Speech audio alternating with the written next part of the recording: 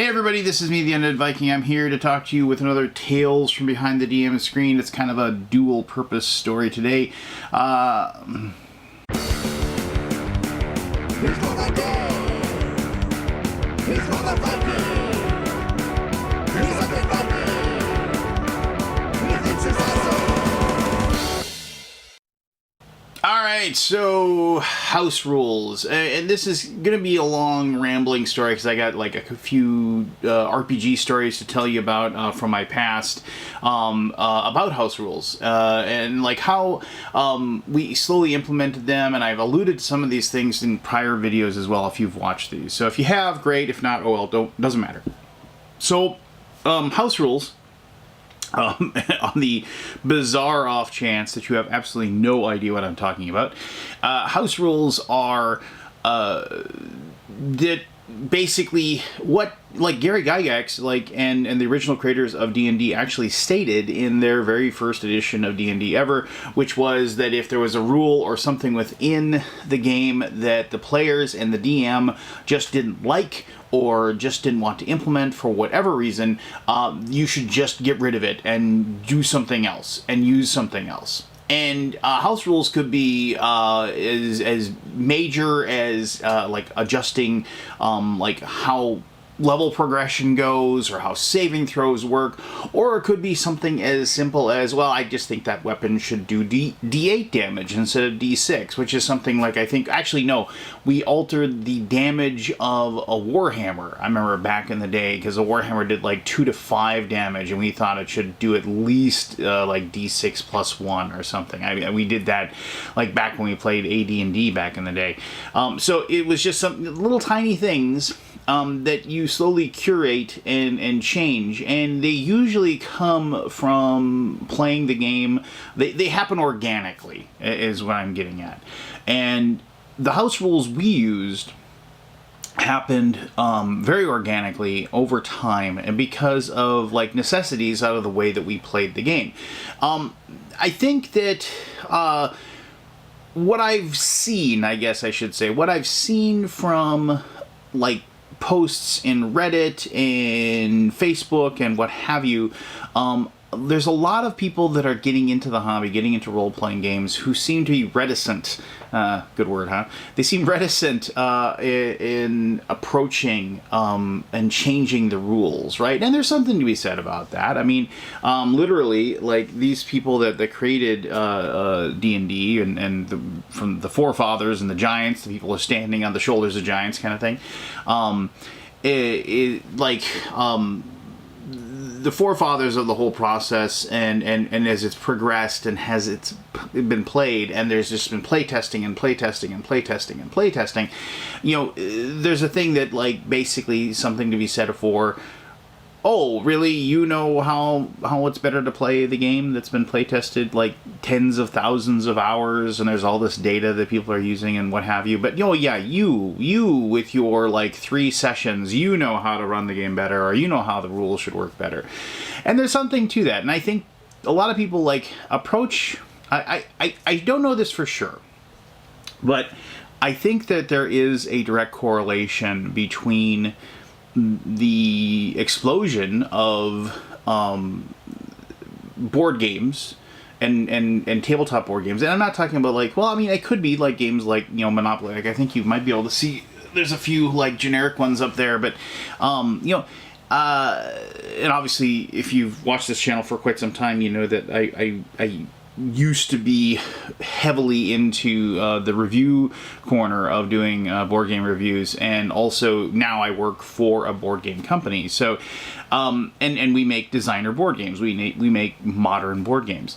But that industry has exploded over the last decade or so, and I think that there's something to be said that the fact that at the same time role-playing games have kind of exploded as well. Now, I don't know if there's a direct link or not. I think if there's a group of people that are making it a point to get together and play a board game once a week or 2 weeks or whatever, at some point there's going to be some crossover in that in those hobbies, and people are going to get exposed to D&D, and they're going to be exposed. Like recently, a friend of mine who used to be my neighbor, used to be 2 houses down. He's since moved, but he's not like moved far away. He's just kind of moved away. He and his friends have been playing a lot of Gloomhaven, and they got through all of Gloomhaven, and they've been playing it online, still with COVID.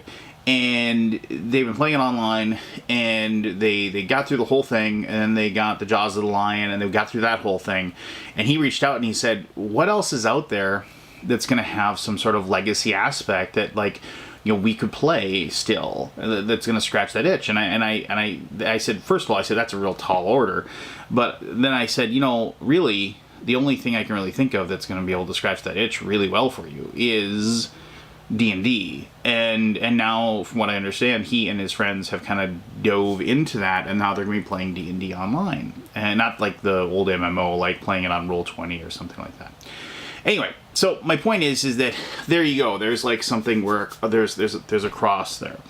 So the point of me saying that is that I do think that when you're playing a board game and the board game says, okay, in turn 1, you have 3 actions. You can either move a meeple, you can draw a card, or you can roll a die. You know, and I'm not just making that up. And those are the 3 things you can do. Like, there's no real house rules in a board game. You can get to a point where you'll have house rules in some games, but for the most part, you play it as rules as written, or RAW as they say. And so I think that when they have the crossover, you do have this thing where it's like, well, these are the rules. We should go by the rules. If the rules say you should be able to do this, then that's what you should have to do. And again, there's nothing inherently wrong with that. I think, though, that with the way that D&D and other role-playing games are set up, it's meant to be a more organic experience. It's meant to be a conversation interspliced with a few decisions of action that are determined by die rolls. And I could go off philosophically about how like ultimately, like how D&D really, the dice rolls are meaningless, and I could go off on that for a while, but when you do that, you kind of remove the curtain, right? You get to see the wizard behind the curtain, and players and DMs don't want to do that. So maybe I'll touch on that at some other point. I don't know, but I did touch on the fact that, like, in a recent video, that, like, as a dungeon master, you have to be the reed in the wind, right? And you have to kind of just flow as the game flows, and allow the players to do the things they want to do. I recently had a session where there was basically a death trap puzzle, and the players were coming up. I mean, I had a very distinct method of how they had to cross a certain room, and the players were coming up with just crazy ideas as to how to pull it off, right? And the thing is that they I had to eventually just kind of adapt the puzzle to allow them to be successful, right? Instead of being just a rigid, like, nope, the puzzle is like this, and if you don't answer it like this, then you're going to get shot by 7,000 spears or whatever it was. But since they had it in their gut that this is the way they had to do it, I needed to reward that. So I rewarded it. Now, I am way off my topic here, and I want to zoom back to house rules. So, as I said, you could Google, hey, what are the house rules you use, and things like that. Or what are the house rules you use? And you're going to find tons of threads and opinions, and I'll even tell you my house rules here in a little bit. But the bottom line is that you should never go into any role-playing game session, any D&D session, Pathfinder session, whatever session, with house rules in place. House rules, you may read a house rule on, like, a thread somewhere, or you watch a video somewhere, and you're like, that sounds really good, right?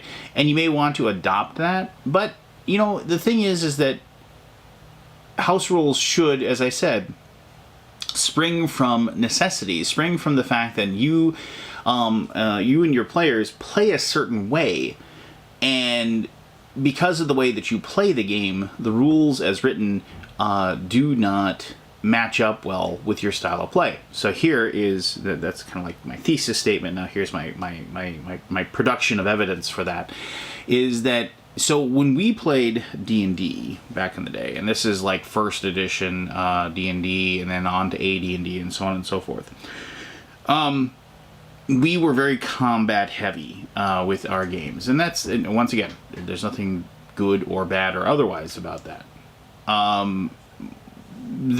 But because there was tons of damage being done, tons of like combats, and tons of things happening.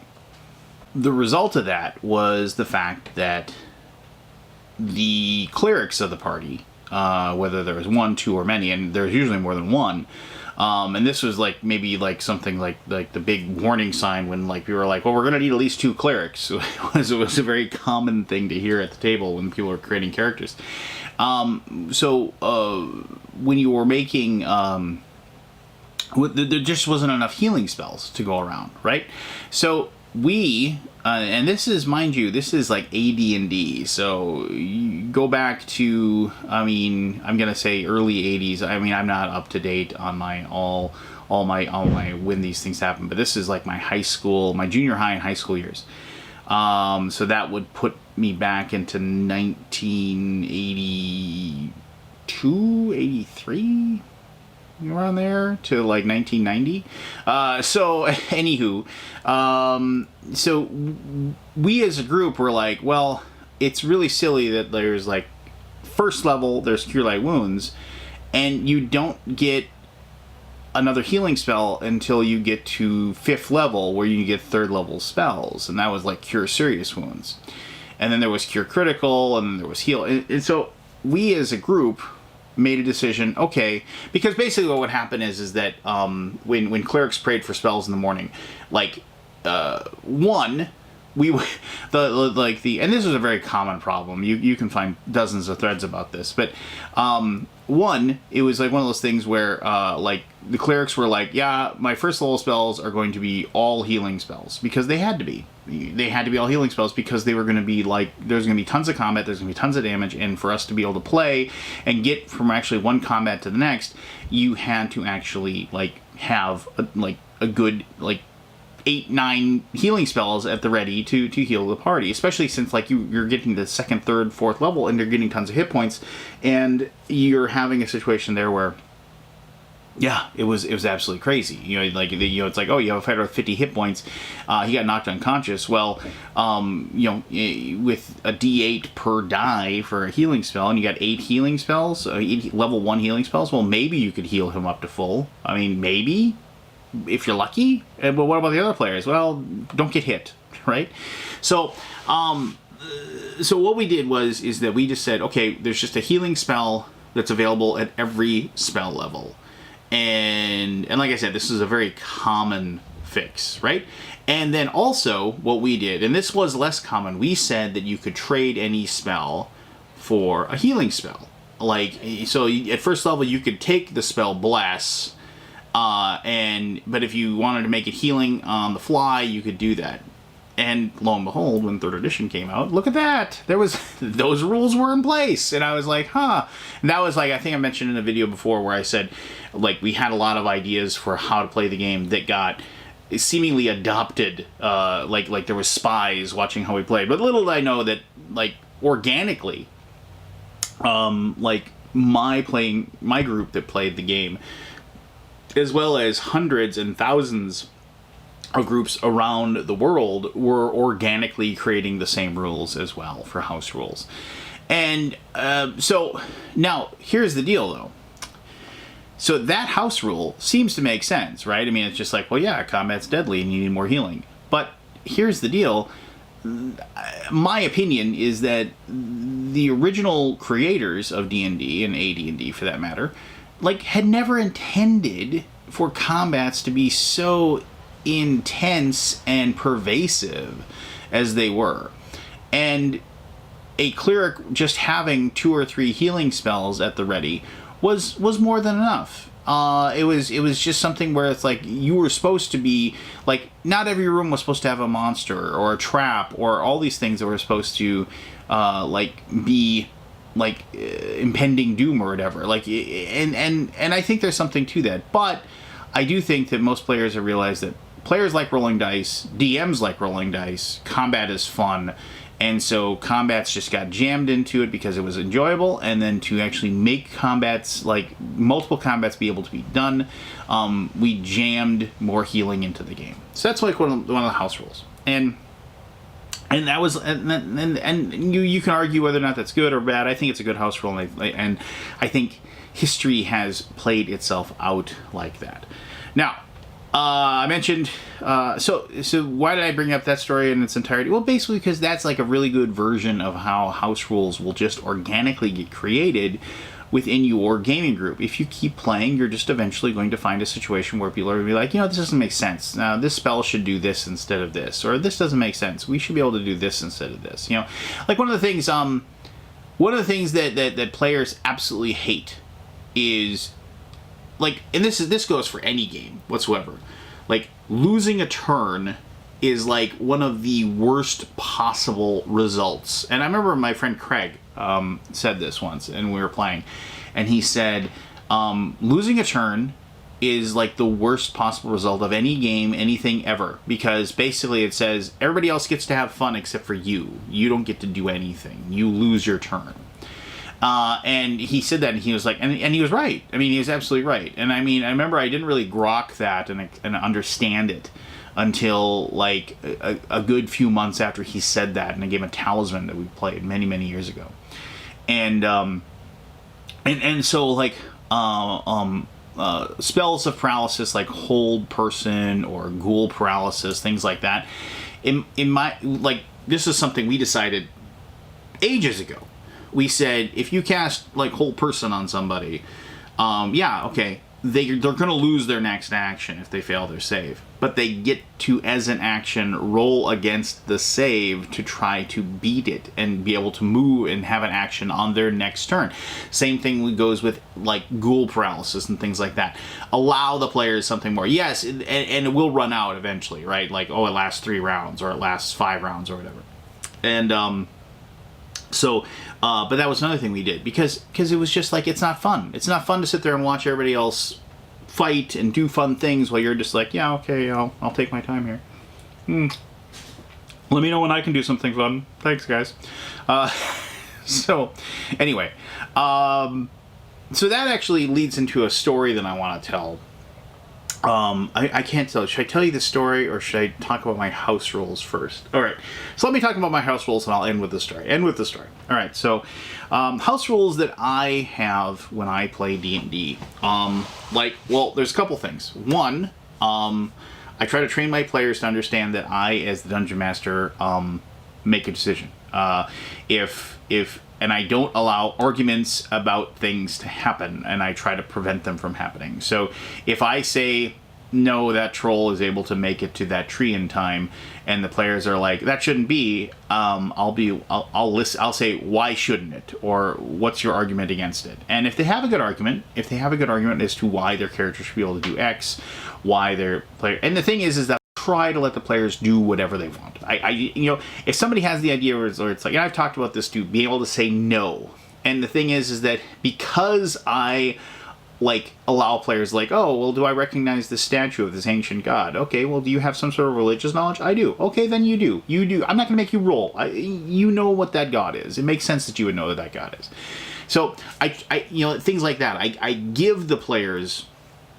And I try to give and give and give as much as I possibly can. So when I do say no, like, I can point to the fact that, like, look, you've been successful, and like, I haven't made you roll for like the last 9 things you asked for.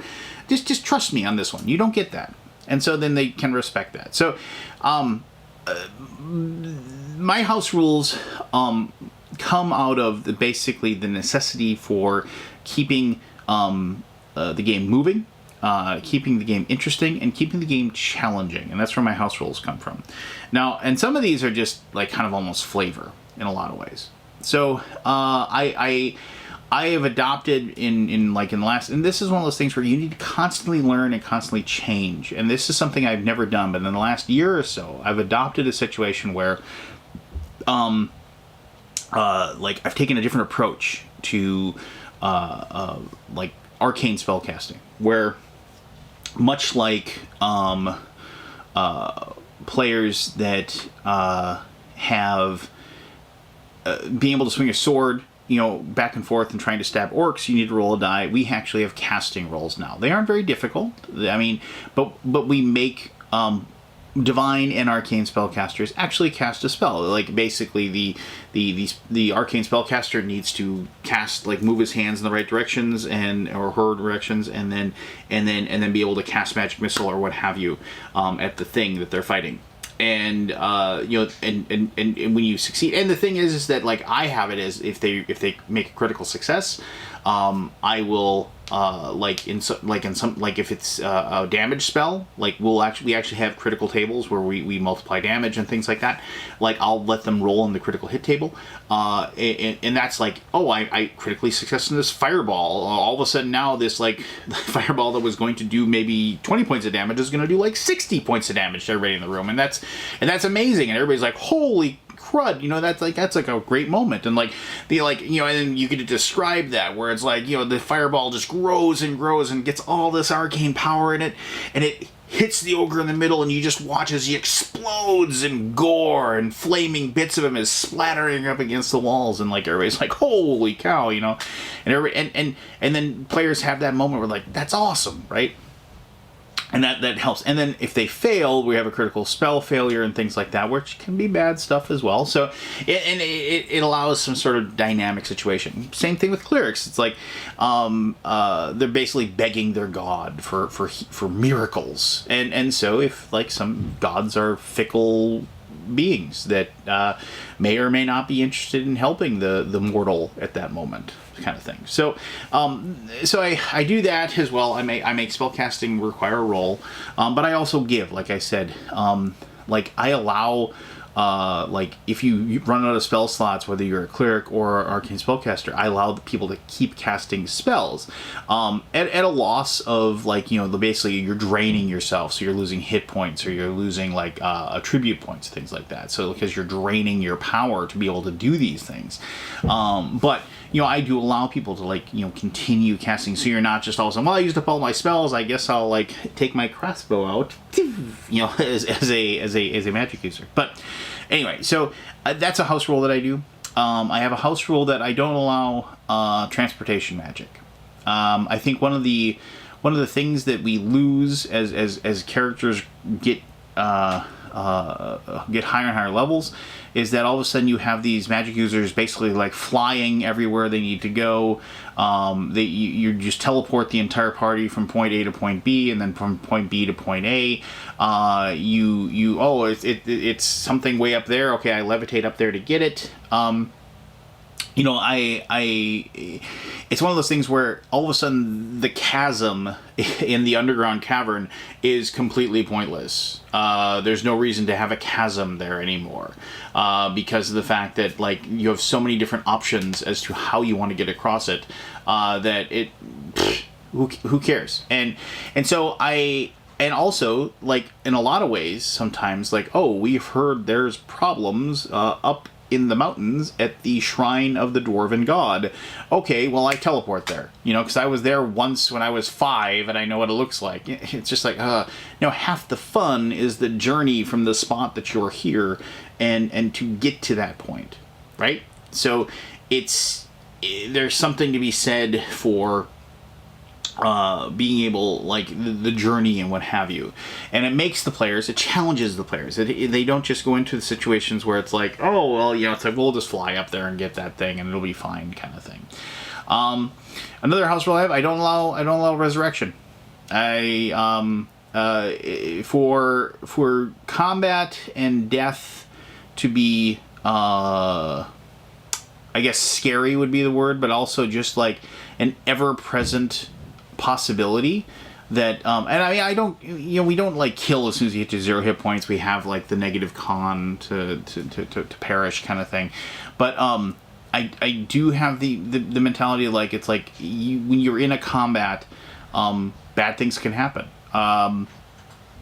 Every single time that we have a combat, we have a a critical table that has like an incredibly rare situation, but you can get instant kills on that critical roll. So if like my orc runs up to the paladin and he rolls a 20, and then the succeeding critical roll on a D1000 is what we use. The succeeding critical roll on the D1000 just happens like that 1 in 1,000 shot. It's like he's taken off the head of the paladin. Well, I'm 9th level with 87 hit points. Yeah, you went into battle with things that wanted to kill you, and one of them got lucky. So it's a way that, like, in the back of their head, the players know it's a possibility, and they don't want to just run into combat willy-nilly. Like, they'll stop and they'll think, okay, well, let's just think about this. Do we really need to fight the 17 ogres that are in front of the castle, or maybe we can figure out another way to get in?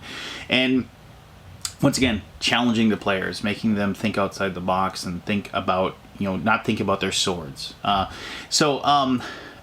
mean, and there's other house rules too, where, I mean, I could go on and on. I mean, like, as far as adjustments to weapon damage, adjustments to saves, I had a video earlier about, like, allowing players to be cool. It's like I will, like, if players want to be cool, I let them be cool. I mean, I give them the ability to be cool, meaning that if they come up with a cool idea, I just let it work. Because it makes sense, right? I'm not going to say, oh, well, that's a really great idea. Roll higher than a 7, and then they roll a 6, and you're like, oh, well, that cool idea sucks. So, no, it works. Cool. That's awesome. You jump on the back of the Draconian and stab it in the head, and then use its dying body to float down the pit. That actually happened in one of our campaigns. We were like, people were climbing down a ladder into, like, some pit somewhere, and these Draconians are fighting, and this guy said, I want to jump off the ladder onto the back of one of the Draconians. I want to stab it and then take its wings and then glide all the way down. And, like, I was like, well, make an attack roll. It's like, yeah, it worked. Because it was cool, and we still talk about that moment to this day. So, I mean, I'm a pretty lenient DM when it comes to those things. Anyway, so that was kind of a story already, but here's another story that I want to tell you. So, house rules can also get too pervasive and can become cumbersome. I don't. So here's a story about where we had an entire system set up to play a game of D&D. An entire, like, basically the rules had been slowly rewritten from the ground up by our DM. And I want to preface this by saying that, one, these rules had a lot of things that just sucked about them, like they were horrible. But I also want to preface this by saying that this was one of the most fun campaigns that we were ever involved in. I mean, like, literally, like we would get done playing this, we would go to this guy's house, we'd play it all day on a Saturday, like get there at like 2 o'clock in the afternoon, leave his place at like 4 a.m. after a monster session, and this is before cell phones and stuff like that. Like, we would call each other on our home phones. You're like, ding, ring, using a rotary phone, to actually call. And it's like, oh my God, what are we going to do next week? Do you think we're going to be able to get into that castle? We would be so jazzed to play. We'd be like, can we play on Friday? No, I got to wait till Saturday. Okay, well, maybe we can have a short session Thursday night. So I don't want anybody to think that I'm taking a piss on the DM. Not in any way. This was a system that he had created when he had left to go to college, and then it had worked really well for a game that he had ran up there, and then he came back. And he ran it for us. So it was in the world of Dragonlance. And I mean, this is one of my favorite characters I ever ran. I had basically a paladin that wanted to become a Solamnic Knight, and one of my friends, Joel, he had like my brother who played a paladin who also wanted to become a Solamnic Knight, and we were playing in the Dragonlance world, and there was just this, it was crazy. This world, it was high fantasy, tons of magic, tons of craziness going on. We were involved in wars. One of our friends actually was running a Minotaur character. We had we had half-elf. I mean, it was just like it was just absolutely nutballs. Like we were talking to dragons on a regular basis and having discussions with them. It was like I said, it was high fantasy. And at one point we ran into a situation where there were like 3 Tarrasques. And this is probably too much. I'll just say this was absolutely too much. There were like 3 Tarrasques that were like wrestling each other in this canyon, and we saw them, and I remember we were like, okay. And I think the DM just put that in there as kind of a just to see our reaction. Like, he had no intention of us having to fight Tarrasques or anything like that. It was nothing like that at all. It was just kind of like to see what happens kind of thing. And I should mention that like years later, because he still plays in our groups, he said, yeah, those were like actually like not true Tarrasques. They were like creatures that this wizard was creating, and just like, and for fun kind of thing. And that was the other thing too. This world had like a dozen or so ridiculously high-level NPCs that were either working against us or working for us, and it was just, yeah. I mean, but here is 2 things, and then like and my buddy will attest that this was a problem. He had the most cumbersome combat system that any of us had ever played in, ever, and will ever play in.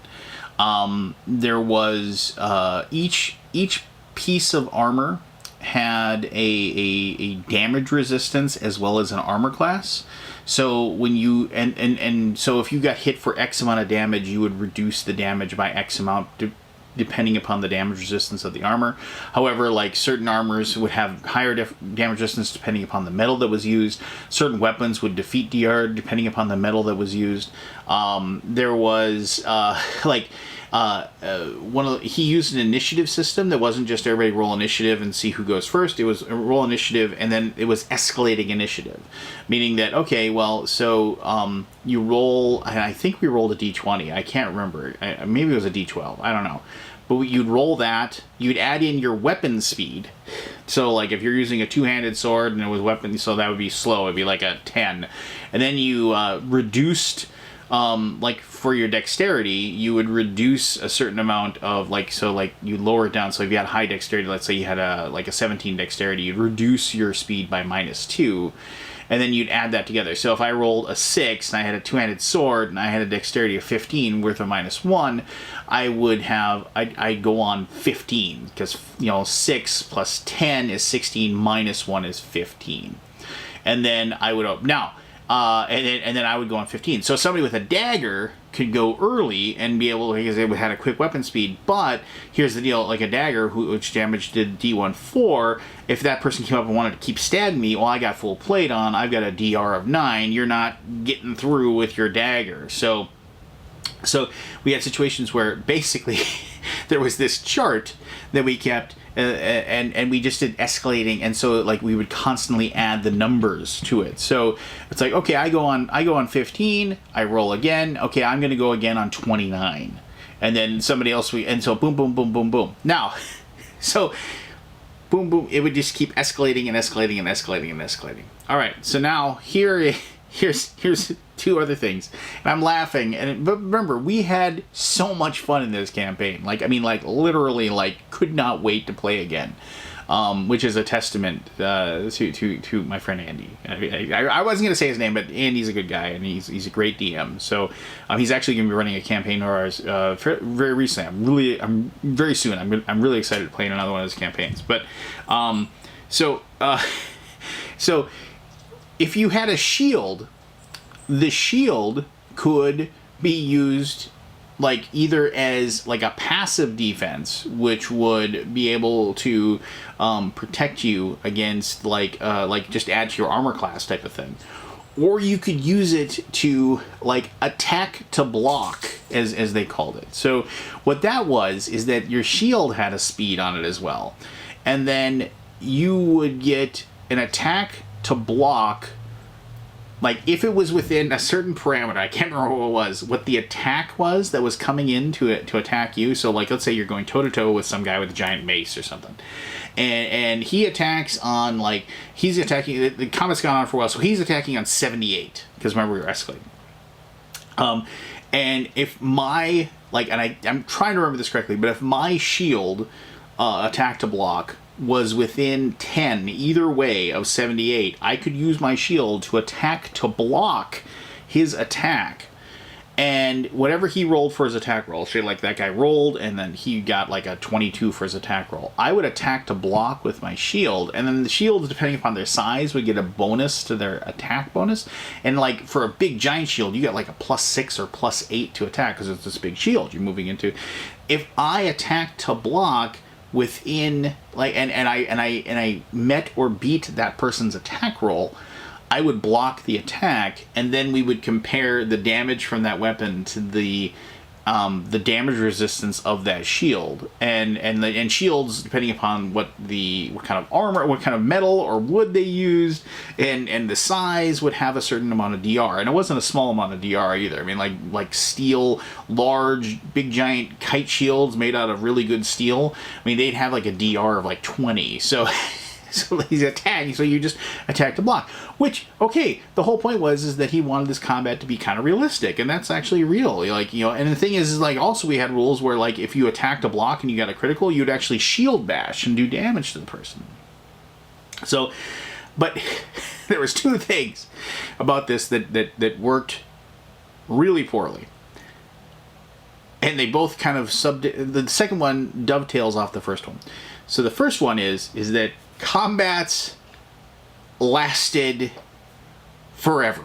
I mean, like, literally, like, we'd get into a combat with, like, oh, we got a combat with 12 orcs. Okay, we'll be doing this combat for 2 hours. I mean, and I realize that sometimes, like, combats now last that long, and I'm a big proponent in, like, shortening combats. Combats should, you know, just keep compressing combat time down. I'm a big believer in that.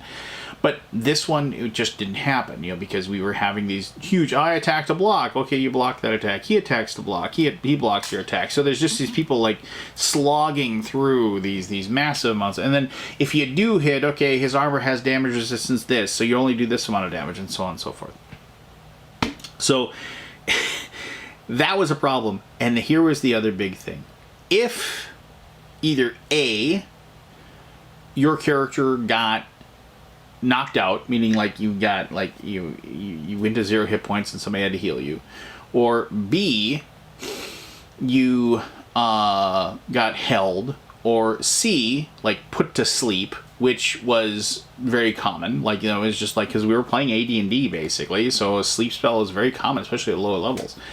If those things happened to you, you would be out of the combat, and in some cases, like, you would not be doing anything for a half hour to 45 minutes. And like, quite literally, because myself and Joel were like the frontline fighters, and we had to like race in to fight, we would inevitably end up in situations where like we would get knocked out, and the players would have to continue the battle without us and maybe possibly get us healed up. Usually we get knocked down right again. And I remember Joel used to when he would get, he would literally go, and there was a couch off to the side, because we played in Andy's basement. There was a couch off to the side, and he'd go and he'd lay down, and he'd just go to sleep. He would like, literally, he's like, I'm gonna go take a nap. Somebody wake me up when my character can go again. And, I mean, we laugh about it now, but at the time, like, it was one of those things where it's like, it was definitely not working well. And that was a situation where somebody's house rules probably went too far, right?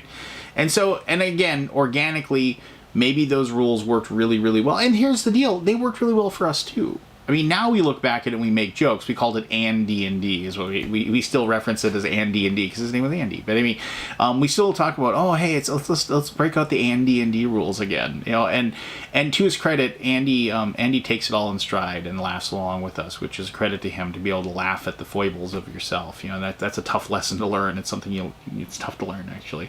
But my point is that house rules can be ridiculous when you look back at them after the fact, but house rules, I mean, like at the time, like I said, we were having more fun than a whole basket full of monkeys playing that campaign, and at the time we just thought that it worked really well. We wanted a combat that was completely dynamic and realistic and awesome. And Andy gave that to us. And it is only now, looking back, where we're like, maybe some mistakes were made. So, anyway, there you go. I wanted to tell that story about Andy and D, and I wanted to talk about that a little bit. And I also wanted to talk about house rules a little bit. So, I hope, this one went a little long, and I apologize for that. I hope you enjoyed yourself. If you have any house rules you want to tell me about in any way, shape, or form, by all means, please post those. I'll be happy to respond to that in any way or whatever that you like. Just be the best version of you possibly can be.